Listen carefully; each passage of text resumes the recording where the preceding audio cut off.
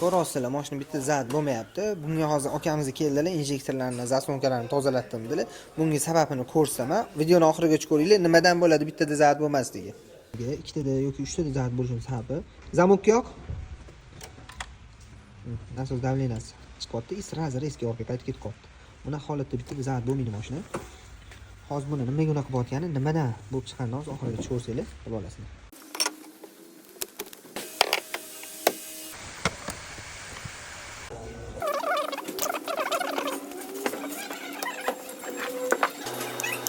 Taning tekshir. Davleniya chiqyapti, ol. Qaytib ketyapti. Bu nasosni o'zidan bor kerak, nasosning ichida klapani bor. Benzin chiqqandan keyin klapani yopib qo'yish kerak, yopolmay qoldi. Hozir nasosni o'zini alishtirib, keyin tekshiramiz.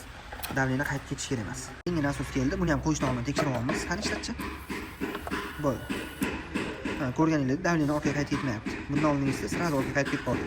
Buni joyiga yig'ib, yana tekshiramiz. Webkamiz tayyor bo'ldi. Hozir o'zingizlar bilan tekshiramiz zavat bo'lishini. Qani zavat qil? Bo'ldi. Kimga shunaqa xizmatlar kerak bo'lsa, pastda nomer qoldiramiz. Sizning mashinangiz nima muammo bo'lyapti? Kommentariyga yozib keting. Hammasiga javob berishga harakat qilamiz.